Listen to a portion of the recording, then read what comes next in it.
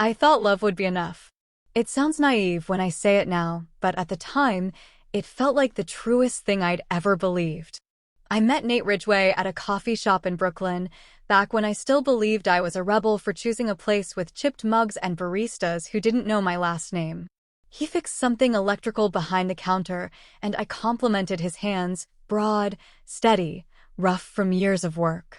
He smiled like he wasn't used to being noticed, and I smiled like I wasn't used to doing the noticing. I fell fast. Maybe too fast. But it felt right in that dizzy, poetic kind of way. He didn't care about my last name, the one that opened doors in Manhattan and got waitlisted tables with a phone call. He liked me in jeans and sweaters, with no makeup and chipped nail polish. With Nate, I was just Clara. No pedigree, no inheritance, no expectations. When he asked me to marry him, I didn't hesitate. We didn't do the big society wedding. Instead, we had a backyard ceremony in his parents' neighborhood, with mismatched folding chairs and a cake his cousin made from a Pinterest recipe. I wore my mother's vintage slip dress and daisies in my hair. I looked ridiculous. I was glowing.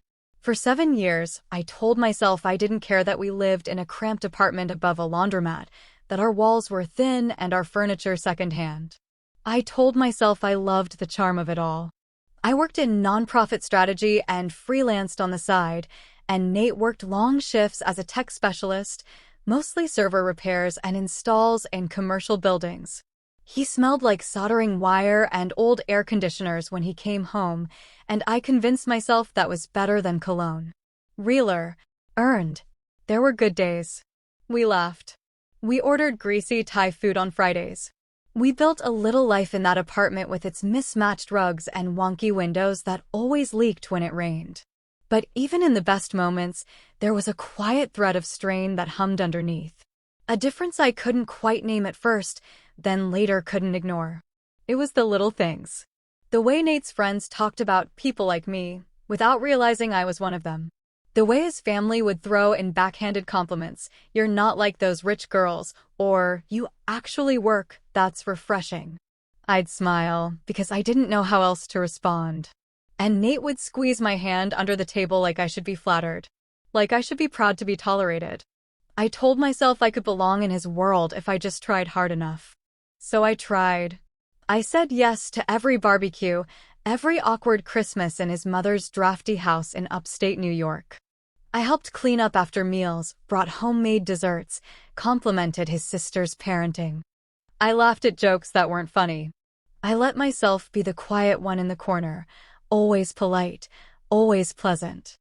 I thought love meant compromise.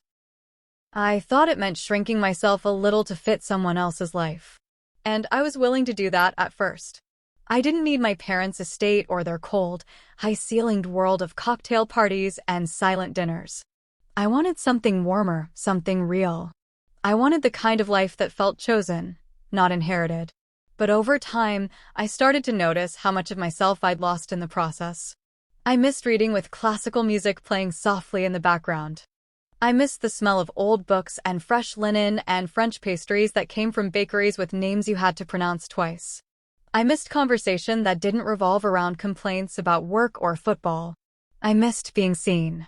With Nate, love became this quiet, passive thing. A daily routine. A low hum instead of a song. And every time I tried to talk about it, he'd say I was overthinking, or worse, making things up.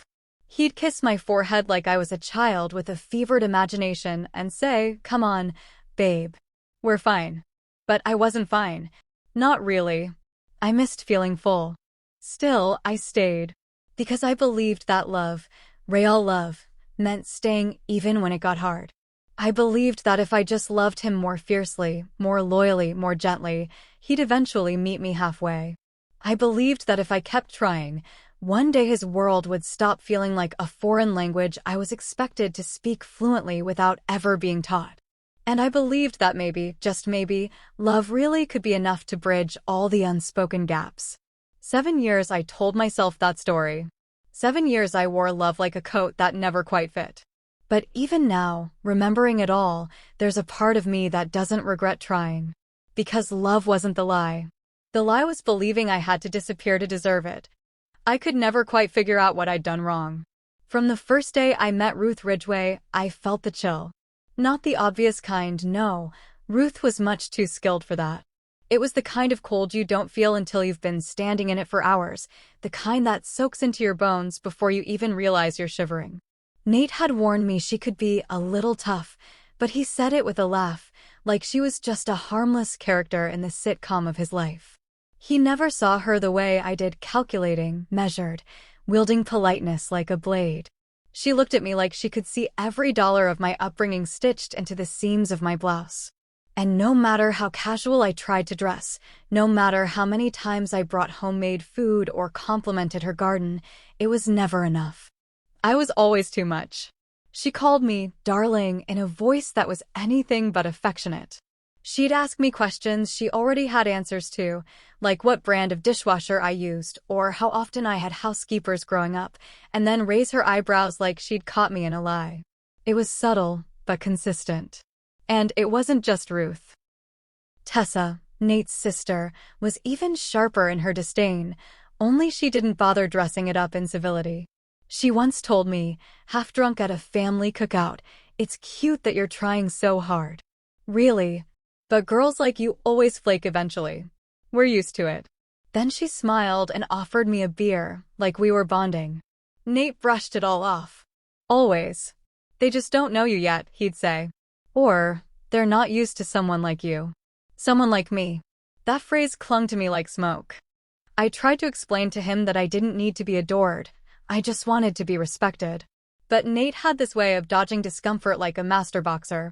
He'd change the subject, pull me in for a kiss, say something sweet to distract me. Conflict made him queasy, and so I carried the discomfort alone. There were holidays where I spent the entire dinner nodding and smiling through passive-aggressive stories about spoiled girls who never learned to clean a toilet. Birthday parties where I brought thoughtful gifts only to be told, "Oh, you didn't need to go so overboard." I once offered to host Thanksgiving and Ruth responded with, "No offense, sweetheart, but I don't think my recipe cards would survive in that penthouse of yours." I didn't correct her. We hadn't lived in a penthouse in years. But that was the version of me she wanted to believe in, entitled, detached, ornamental. I tried everything. I really did. I cooked from her old recipes, asked for her advice, even joined in on the puzzle nights she loved so much, pretending I cared about border pieces and sky fragments. I laughed at Tessa's jokes even when they weren't funny, even when they were at my expense. I complimented her ugly sweaters at Christmas and her Pinterest fail crafts at baby showers. I sat through conversations about couponing and casseroles and didn't flinch when they teased me for not being practical. But trying only made it worse. It was like the more effort I put in, the more they saw it as performance. Like I couldn't possibly be sincere. Like kindness was just another mask rich girls wore when they wanted something. I kept thinking if I just stayed consistent, if I just kept showing up with a smile, they'd eventually see me. The real me. The one who cared, who was trying, who wasn't some caricature of wealth. Instead, they looked right through me. Or worse, looked at me like I was some kind of threat. A disruption to their rhythm. A reminder of something they didn't want to admit. Maybe that Nate had grown beyond the world they were comfortable with. And the most painful part? Nate never defended me. Not once. When I told him how I felt, he'd sigh like I was exhausting. "You're taking everything so personally," he'd say. Or, "They're just messing around. It's how they are." But if it was truly harmless, why did I come home from every visit with my jaw clenched and my heart heavy? He loved me, I knew that. But love without protection doesn't feel like love. It feels like standing in front of a firing squad while the one person who promised to hold your hand just steps aside. I used to lie awake at night wondering what would have been different if I'd come from less. If I'd grown up in a small town instead of a Manhattan brownstone. If I'd learned to hide the polish in my voice or fake my way through small talk about church raffles and fishing trips. But I shouldn't have had to pretend to be someone else to earn a seat at that table. And the truth that hurt most of all? Deep down, I think they never wanted me there to begin with. When Nate asked me to go to the Ridgway family reunion, I didn't answer right away. He caught me off guard, One of those mid-morning ambushes while I was halfway through emails, still sipping lukewarm coffee. He leaned against the kitchen counter like he was just tossing out a casual idea, but I knew better. His voice was too careful. It's in Maine this year. Couple days on the coast. You know, bonfires, potlucks, card games. Everyone will be there. He said it like it was an invitation, but it felt more like a test. And not for the first time. I stared at him over the rim of my mug. You want me to go? He rubbed the back of his neck, sheepish. I think it would be good. A fresh start, maybe. They've come around a bit. They hadn't. And he knew that. Still, I heard the unspoken plea in his voice. Nate wasn't a man who asked for much. He didn't demand or shout. He wore his needs like invisible weights and expected me to carry them because I was the stronger one. The diplomat. The one who could pretend the stings didn't hurt. So, I said yes. Because despite everything, I still wanted to believe that love, marriage, meant standing beside your person. Even if you had to smile through clenched teeth. The Ridgway reunion was held at Ruth's cousin's house, an old, creaking farmhouse in rural Maine surrounded by pine trees, gravel paths, and a vague smell of mildew that clung to the curtains. We arrived late in the afternoon, and before we'd even stepped through the front door, I felt it. That quiet, unmistakable shift in energy. It was the kind of welcome that looked fine on the surface, polite smiles, side hugs, offers of lemonade, but underneath, there was a current of scrutiny. I could feel it trailing behind me like perfume. Oh, Clara. You made it, Ruth said, her voice high and performative, already scanning my outfit. A linen blouse and jeans, safe, simple, unthreatening. Still, I saw the flicker of judgment in her eyes. Tessa hugged Nate a second too long before turning to me with a brittle smile. Didn't think we'd see you here. Figured you'd be summering somewhere more curated. I laughed lightly. That was always the game, pretend you didn't hear the jab. Diffuse it with grace. Smile like you don't bleed. The house was packed with relatives I barely remembered, cousins, in-laws, family friends with loud voices and louder opinions. The walls were cluttered with old family photos and embroidered signs that read things like, "Bless this mess," and "Family is everything." I tried to find warmth in it, tried to sink into the charm. But it all felt staged. Every conversation I joined shifted when I walked in. As if my presence reminded them to be cautious or worse, performative. I heard whispers when I turned corners, saw glances exchanged that didn't quite add up to friendliness. We sat on the porch that first evening, plastic cups in hand, while someone played guitar and a group sang old folk songs. It should have felt lovely. Idyllic. But every time I laughed or chimed in, there was a pause, a flicker. As if I was interrupting something I hadn't been invited to. Later that night, in the room Nate and I were staying in, a musty old guest room with faded floral wallpaper and twin beds, we lay side by side, barely touching. Did you hear Tessa earlier? I asked softly. He rolled toward me. She's just messing with you. No, Nate. She's not. None of this feels like a joke.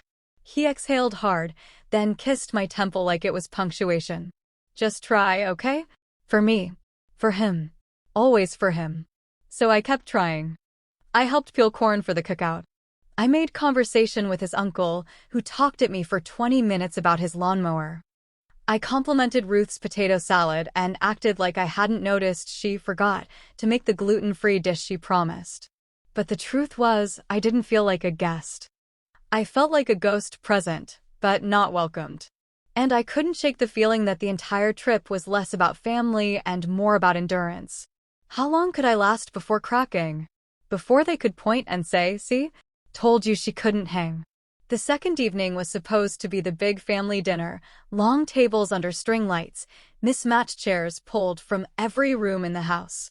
Nate sat beside me, oblivious, smiling, laughing with his cousins, refilling drinks. I looked around and realized with aching clarity, I was the only one performing. The only one trying. And that familiar loneliness, the kind that wraps around you even when you're not alone, settled in my chest like a weight I knew all too well. This wasn't a reunion. It was confirmation. That no matter how hard I tried to belong, I was still the outsider. And no one, least of all Nate, seemed to notice. It was the kind of evening where the light lingered too long, casting everything in that golden haze that tries to make even the most uncomfortable moments look beautiful. Dinner was served outdoors under the strung lights Ruth had insisted were more festive than anything rented. I sat in a wooden chair that creaked every time I shifted, flanked by Ruth and Nate, with Tessa directly across from me. The table was crowded with laughing relatives, plates full of potluck food, and pitchers of sweet tea. I had rehearsed the toast in my head for days. Nothing grand, nothing that would make me look like I was showing off. Just a sincere, simple thank you. A moment to acknowledge family, connection, resilience. I didn't want to pretend like everything was perfect, but I thought I could find one neutral patch of common ground. I raised my glass halfway through the meal, gently clinking it with a spoon, and stood. The conversations around the table quieted with the politeness of habit, not curiosity. A few people turned to me, others barely looked up. I just wanted to say how grateful I am to be here, I began, forcing my voice into something steady. It's not always easy blending families or keeping traditions alive, but this weekend, it's reminded me that showing up matters. That togetherness, even in its imperfect forms, is still something worth celebrating. I paused, smiled. So thank you for welcoming me into your family. It means more than I can say. I sat down, cheeks warm but proud. It wasn't brilliant. It wasn't polished. It was heartfelt. I thought, stupidly, that it might soften something. Ruth was the first to break the silence, her mouth twisted in that half-smile that never reached her eyes. Well, she said, dabbing the corner of her mouth with her napkin, that was very diplomatic. Almost sounded like a commencement speech. A few chuckles fluttered across the table. My smile faltered. Tessa tilted her head, the way she did when she was setting you up for something mean. You know, Clara, it's funny.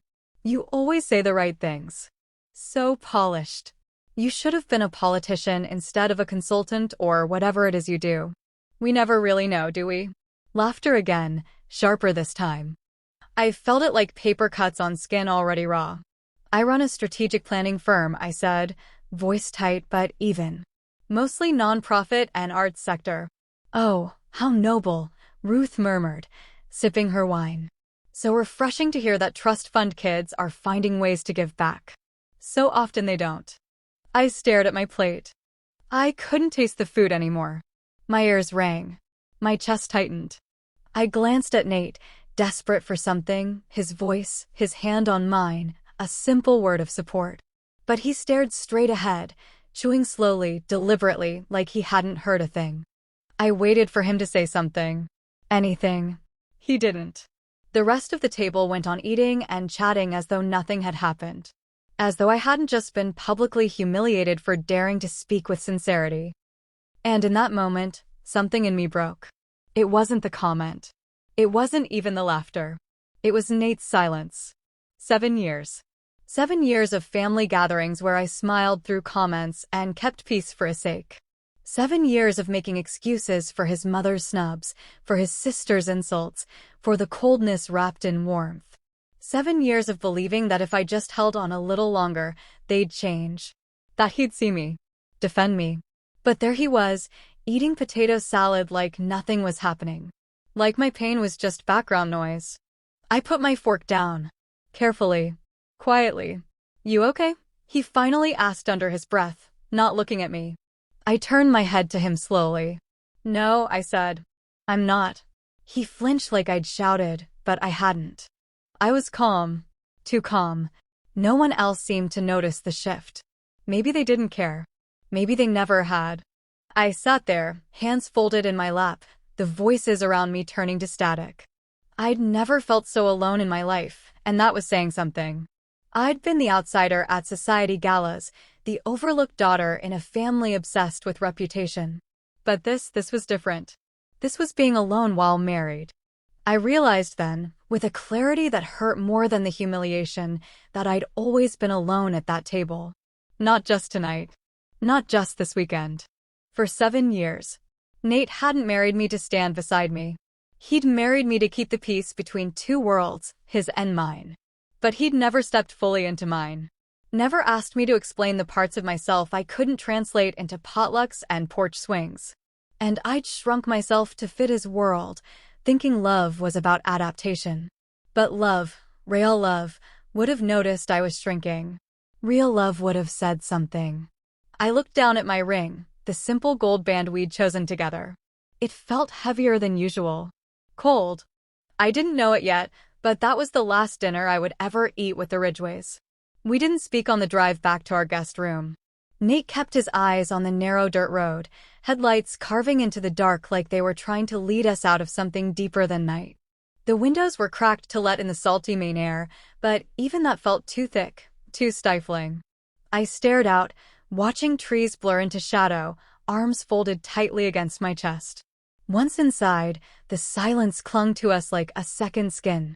The house creaked as it settled into the night, the way old homes do, but even that noise felt more welcome than his voice would have. I sat on the edge of the twin bed, fingers clasped between my knees, waiting for him to speak first. Hoping, maybe foolishly, that this time he'd finally say something that resembled defense. Or remorse. Or anything at all. He dropped his keys on the nightstand and exhaled like this was hard for him. Then he ran a hand through his hair and said it. "You're blowing this out of proportion." It wasn't a scream. It wasn't cruel in tone. But it landed with the weight of everything he hadn't said all weekend. I looked up at him slowly. "Excuse me?" He didn't meet my eyes. "You know how my family is. Ruth's always had a sharp tongue, and Tessa, she's just joking around. That's how they are. They don't mean anything by it." "Don't mean anything by it," I repeated, trying not to raise my voice. "They humiliated me, Nate. Mocked me in front of your entire family, and you said nothing. Not one word." "You're too sensitive," he said, shrugging like that closed the case. "You always take things so personally. You don't know how to let stuff go." Something inside me twisted. Of course I take it personally. It is personal. I've been trying for 7 years to be accepted by your family. I've endured every insult, every backhanded compliment, every moment of being talked over and talked down to. And you've never once stood up for me. Not once. He sat on the edge of the other bed, facing away. "What do you want me to do, Clara? Start fights with my family? That's not how I was raised. I'm not going to make a scene over a few snide comments." "A few snide comments?" I laughed, but there was no joy in it. "Nate, this is a pattern. A constant, deliberate pattern. They don't respect me. They've never respected me. And your silence, your refusal to defend me, tells them they don't have to." He rubbed his temples like I was the problem. "God, Clara, I'm so tired of this. Every time we see them, it's the same story. You come back upset, you tell me how awful they are, and I have to play mediator. You don't even try to understand where they're coming from." I blinked. Understand?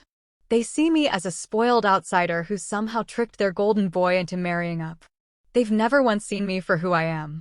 "They just don't like feeling judged," he said quietly. "They think you look down on them. Because I'm educated? Because I grew up with different traditions." I shook my head. "I have never judged your family. But I am done pretending their behavior is acceptable just to avoid your discomfort." He stood then, not in anger, but with a kind of condescension that boiled my blood. "Clara, you should be grateful. My family may not be perfect, but they've included you.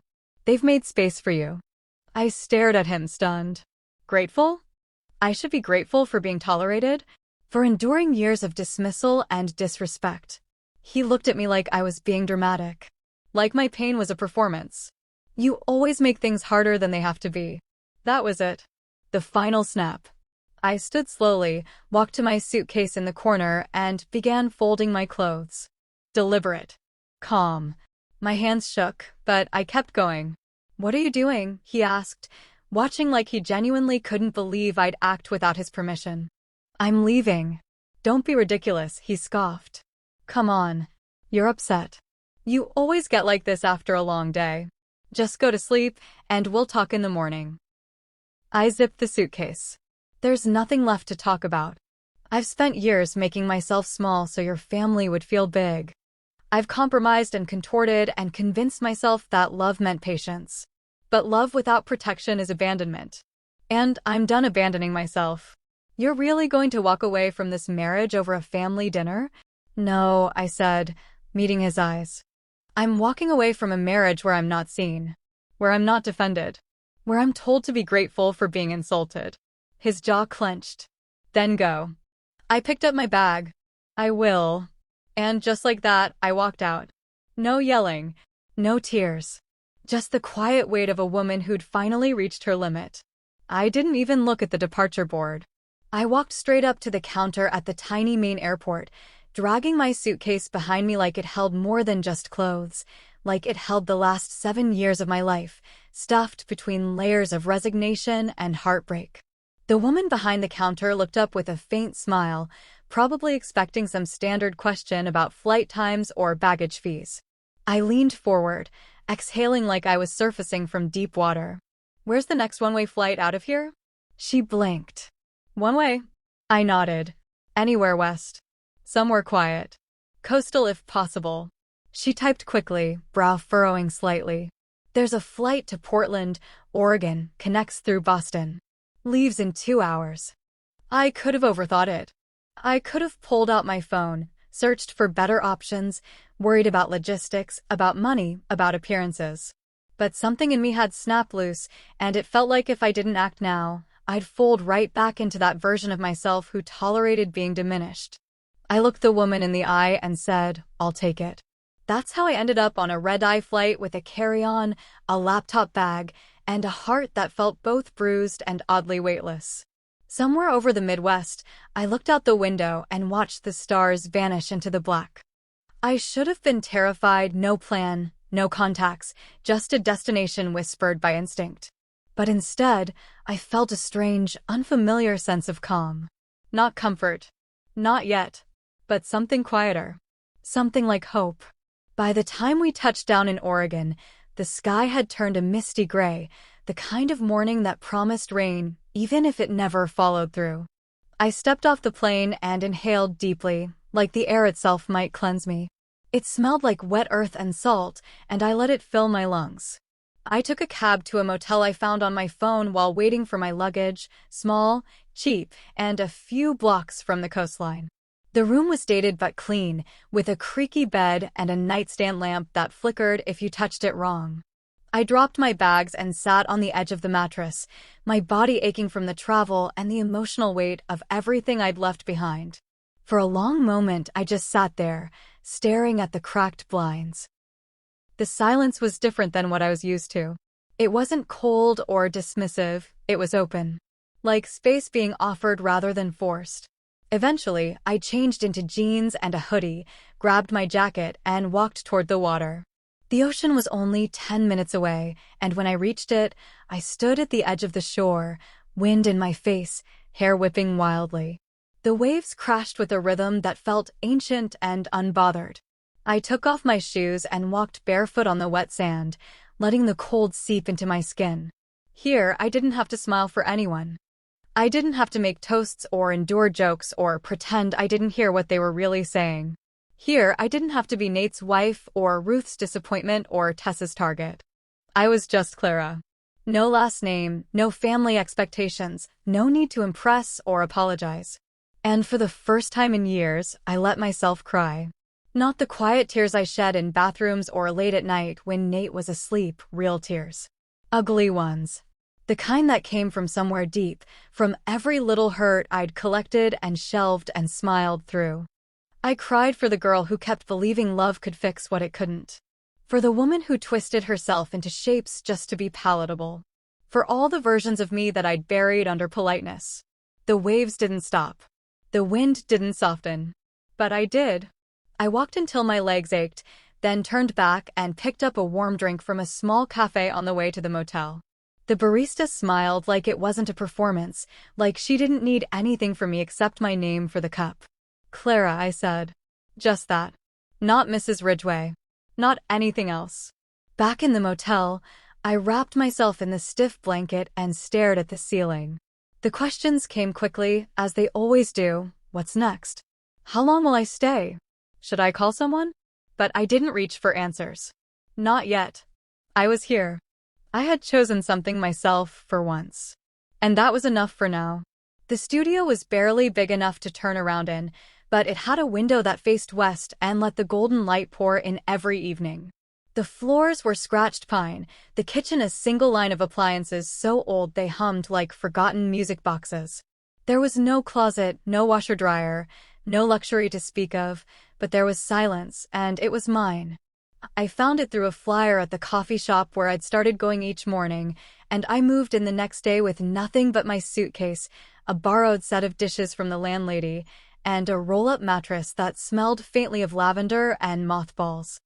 I slept better on that floor than I had in any bed shared with Nate. Each morning, I'd wake to the sound of seagulls and the slow rhythm of waves in the distance.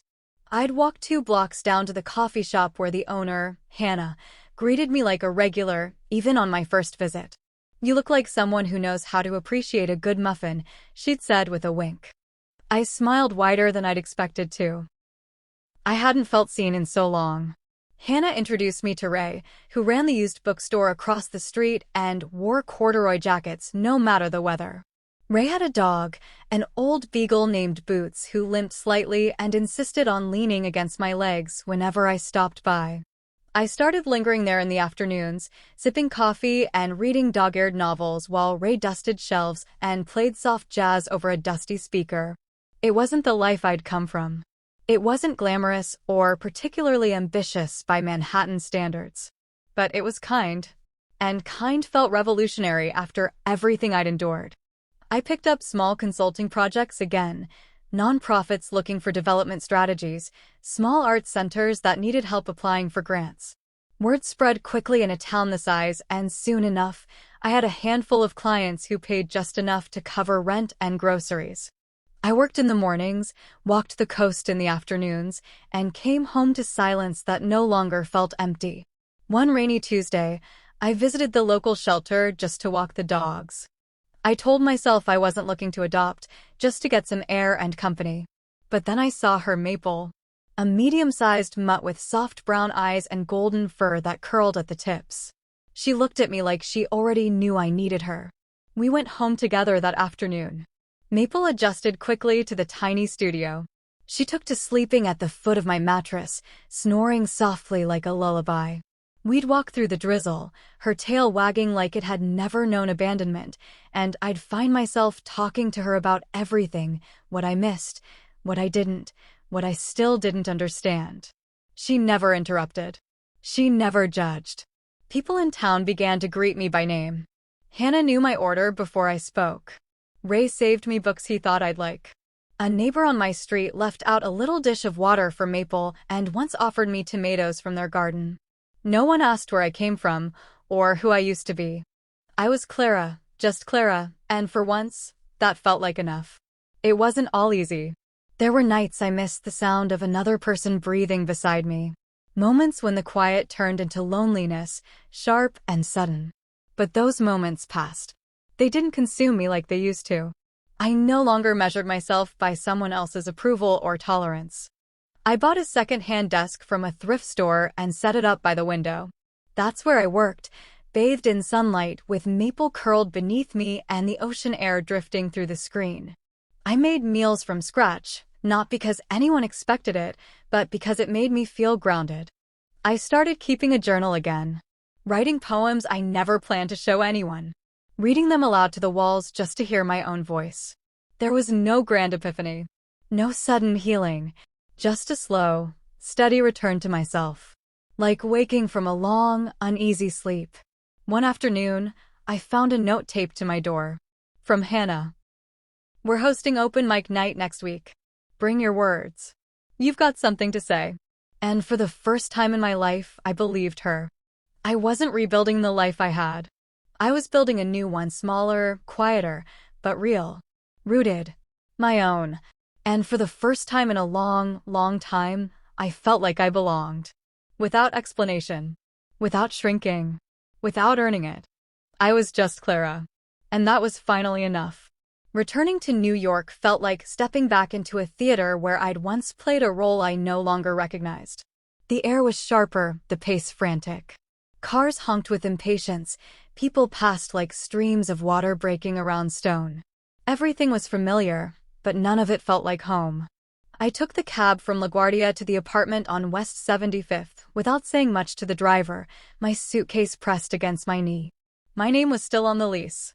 I'd paid half the rent every month, even after I left, not because I wanted to maintain the space, but because I hadn't known what else to do. The inertia of habit was strong. But now, I was here to end that chapter, to reclaim what mattered, and nothing more. I didn't tell Nate I was coming. I didn't need a conversation. I wasn't interested in guilt or tears, or one last plea for reconciliation.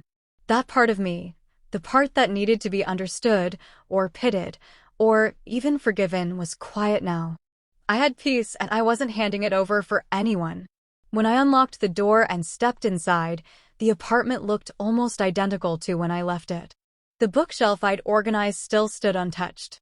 The throw blanket I'd picked out last winter was draped over the couch.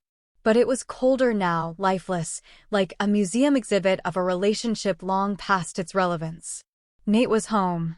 I heard the muffled sound of a TV coming from the bedroom, a sports announcer's voice rising and falling with artificial enthusiasm.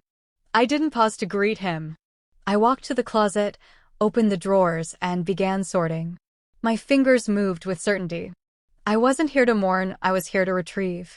Silk scarves from my grandmother, the necklace my mother gave me before her health declined, a worn-out journal filled with years of thoughts. I didn't touch the designer heels, to leave the cocktail dresses, the luxury items I used to care about. They didn't mean anything now. The girl who bought them belonged to a different life.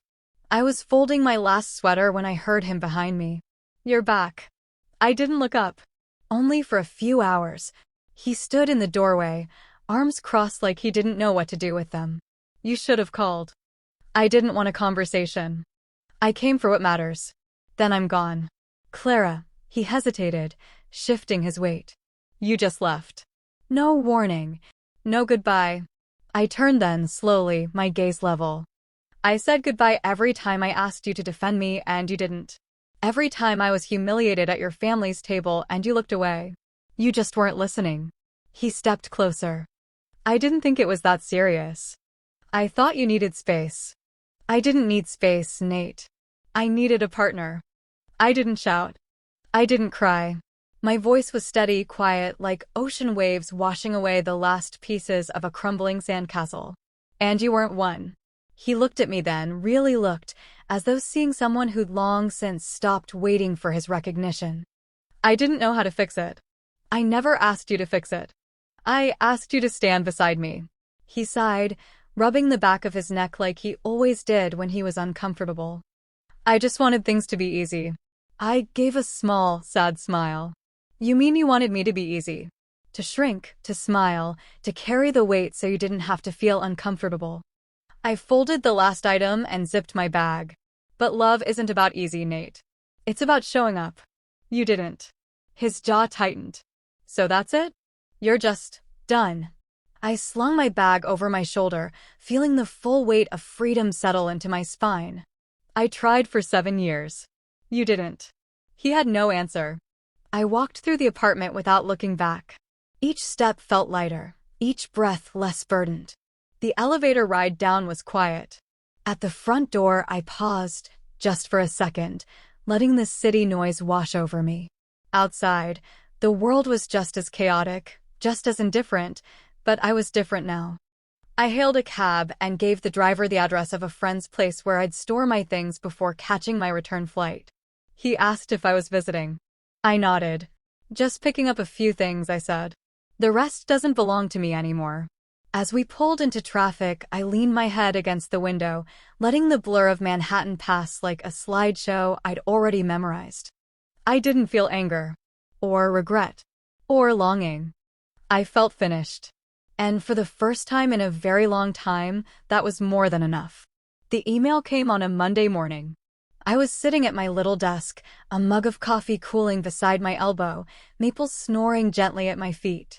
The Oregon fog still curled around the tops of the trees outside my window, and I'd just finished submitting a proposal for a community arts project in Astoria. I felt good. Whole. And then his name appeared in my inbox, Nate Ridgway. No subject line. Just his name. I didn't open it right away. I stared at it for a few minutes, a mix of instinct and clarity rising in me. I knew what would be inside before I clicked. Regret, dressed in vague language. Maybe an apology that wasn't really one. Maybe he'd found a way to miss me now that I was no longer trying to be missed. I clicked it open. Clara. I don't know where to begin. I keep replaying everything, what I said, what I didn't say. I should have been better. I should have known what you needed. It's just. I didn't expect you to really go. You always stayed. And I always thought that meant you would. I never wanted you to feel small. I just didn't know how to hold it all. I guess I thought loving you was enough, but I see now it wasn't the kind of love you needed. I'm sorry. I mean that. That was it. No plea. No invitation. Just quiet regret wrapped in late realization. I sat back in my chair and looked out the window.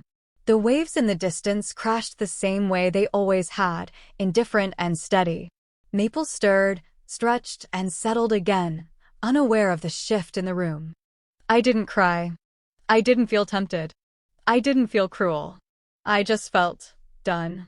A few days later, a letter arrived in the mail. Not from Nate, this time it was Ruth. The envelope was thick, the handwriting elegant and deliberate. I sat on the front steps with Maple curled beside me and opened it slowly, already bracing myself. Clara. I suppose you think you've made a statement. That walking away was brave or noble or whatever new age nonsense you tell yourself now. But let me be clear, you gave up. Marriage isn't supposed to be perfect. You don't just run because it gets uncomfortable. You never really understood this family. You were always looking for reasons to feel above us. And now you've thrown away something good, something stable, just to chase some illusion of independence. I'm not surprised. I warned Nate from the beginning. But he had to learn the hard way. I folded the letter and slid it back into the envelope without finishing the last paragraph. I didn't need to read the rest. I already knew every word. Ruth hadn't changed, and she never would. But I had. I didn't respond. Not to Nate. Not to Ruth. I'd spent too many years trying to be understood by people who refused to see me. Silence was my answer now, not out of spite, but self-preservation. I owed them nothing. A few weeks later, the papers arrived. The final step. I sat at my kitchen table, pen in hand, the Oregon rain tapping at the window like gentle punctuation. There was no drama, no collapse. Just a few signatures on the dotted lines. I signed my name with calm resolve. Clara Dawson. Not Ridgway. Not anymore. I didn't keep the ring. I'd mailed it back long before the paperwork arrived, in a small padded envelope with no note. I didn't need a symbol of promises broken. I didn't need proof that I had once tried harder than anyone should ever have to. I didn't celebrate. There was no toast, no dramatic tearing up of documents. Instead, I took Maple down to the beach. The wind had picked up, and the waves were high, crashing and loud, echoing rhythms. I let her run, leash free, and I stood barefoot at the shoreline, letting the cold salt water bite at my toes. I thought about the girl who had once believed that love could bridge any gap, who had once mistaken endurance for devotion, who had once sat at a dinner table surrounded by people who would never make space for her and smiled through the ache. She was gone now. And the woman who remained steady, whole, rooted in herself, no longer needed anyone to validate her choice. She knew. The past could try to claw back all it wanted. It could send letters and emails and memories dressed up as longing. But I had reclaimed my silence, my space, my name. And the only thing I felt now was peace. The mornings came softer now. I woke not to an alarm, but to the sound of Maple gently pacing near the door, her nails tapping rhythmically on the wood floor like she was keeping time with the waves outside. I'd stretch beneath the worn quilt I found at the local market and listen to the sounds of the neighborhood waking up, the distant gulls, the creak of old houses shifting with the breeze, the clink of coffee mugs at Hannah's Cafe 2 streets over. This was my life now. A rhythm built on simplicity. On choice. I'd never thought peace could feel so full. Maple and I walked the same path every morning, down the curved trail past the wildflowers and weather-beaten fences until we reached the cliffs that overlooked the water. Some mornings, I brought coffee in a thermos and just stood there while she sniffed the grass and barked at birds.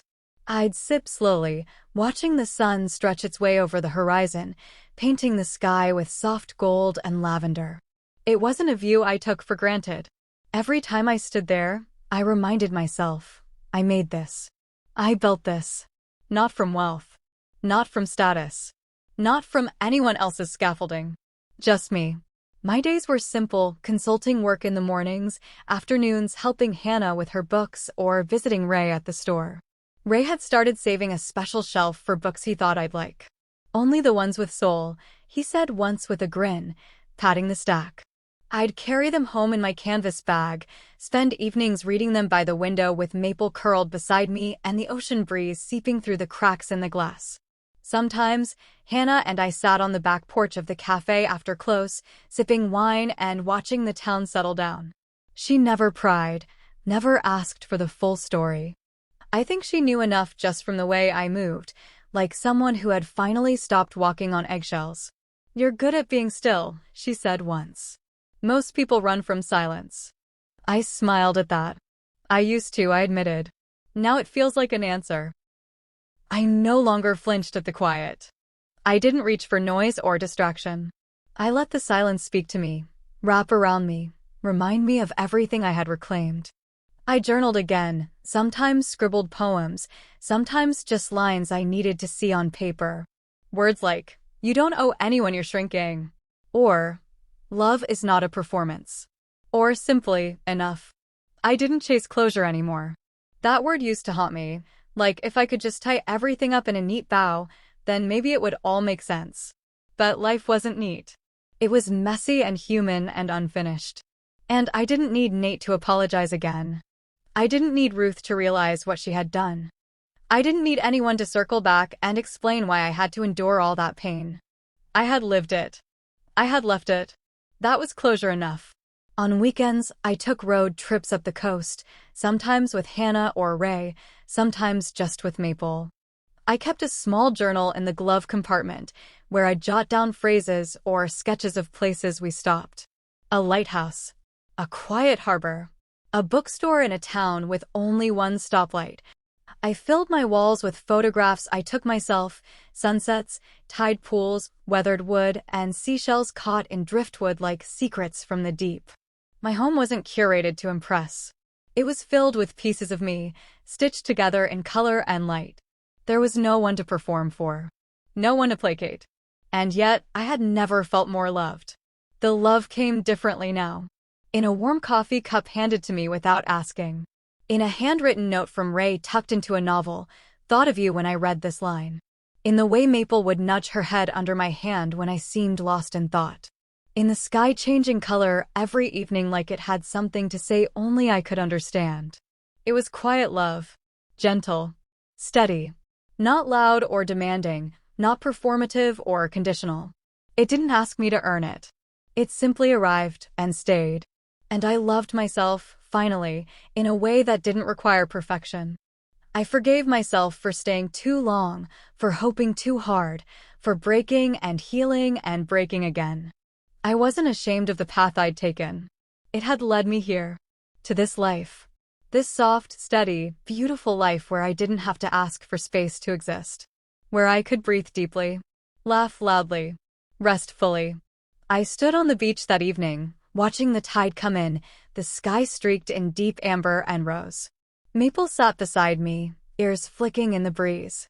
I whispered it aloud, just once, to the wind. I'm free. No one needed to hear it but me. And that was more than enough.